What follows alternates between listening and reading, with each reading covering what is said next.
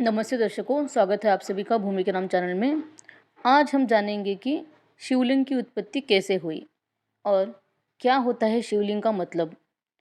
तो इससे जुड़ी कथाएं भी हम सुनेंगे, लेकिन इससे पहले जानेंगे कि शिवलिंग क्या है। शंकर भगवान से जुड़ी सबसे खास बात यह है कि केवल शिव जी ही हैं जिन्हें हम मूर्ति और निराकार लिंग दोनों के रूप में पूजते हैं। हिंदू धर्म में शिवलिंग की पूजा का इतना महत्व है कि इसकी पूजा समस्त ब्रह्मांड की पूजा के बराबर है। लोग शिवलिंग को भगवान शिव के प्रतीक के रूप में पूजते हैं और सोमवार के दिन शिवलिंग की पूजा का विशेष महत्व है। इसके पूजन से मनुष्य की सभी मनोकामनाएं पूरी होती हैं, लेकिन कई लोगों के मन में यह प्रश्न उठता है कि आखिर शिवलिंग की उत्पत्ति कैसे हुई और इसके पीछे कई पौराणिक कथाएं मौजूद हैं। इनमें से दो पौराणिक कथाएं हम सुनने वाले हैं। इससे पहले देखते हैं कि क्या है शिवलिंग का शाब्दिक अर्थ। शिव का अर्थ है परम कल्याणकारी और लिंग का अर्थ होता है सृजन। वही संस्कृत में लिंग शब्द का प्रयोग चिन्ह या प्रतीक दर्शाने के लिए भी किया जाता है। तो इस प्रकार शिवलिंग का अर्थ हुआ कि शिव का प्रतीक। अब जानते हैं कि कैसे हुई शिवलिंग की उत्पत्ति।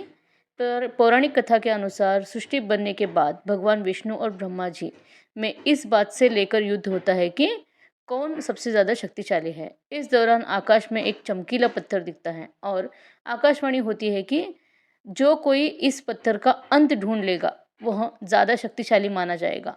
भगवान विष्णु और ब्रह्मा जी दोनों ही इस पत्थर का अंत ढूंढने में लग जाते हैं, परंतु दोनों को भी अंत नहीं मिलता और थक कर विष्णु जी ने स्वयं की हार मान ली। लेकिन ब्रह्मा जी ने सोचा कि अगर मैं भी हार मान लूँगा तो विष्णु ज़्यादा शक्तिशाली कहलाएगा। इसलिए ब्रह्मा जी ने झूठ में यह कह दिया कि उनको उस पत्थर का अंत मिल गया है। लेकिन इसी बीच फिर से आकाशवाणी होती है और उस आकाशवाणी में यह आकाशवाणी कहती है कि मैं शिवलिंग हूँ और मेरा ना कोई अंत है और ना ही कोई शुरुआत है। और उसी समय वहाँ पे भगवान शिव प्रकट हुए। तो ये है पहली कथा कि कैसे हुआ था शिवलिंग उत्पन्न। तो इस कथा के अनुसार वो स्वयंभू है, अपने आप से ही प्रकट हुआ था और वो शिव जी का प्रतीक है। और दूसरी कथा सुनते हैं। शिवलिंग का इतिहास कई हजार वर्षों पुराना है। सभी देव देवताओं ने शिव ही एकमात्र भगवान है जिनके लिंग स्वरूप की आराधना की जाती है। और इस कथा के अनुसार समुद्र मंथन के समय जो हलाहल यानी कि विष उत्पन्न हुआ था और उस विष से समस्त ब्रह्मांड त्रस्त था, पीड़ित था और पूरे ब्रह्मांड की रक्षा करने के लिए महादेव ने स्वयं उसे ग्रहण कर लिया था और जिसके ग्रहण करने से उनका कंठ नीला हो गया था और तभी से उनका नाम नीलकंठ पड़ा है।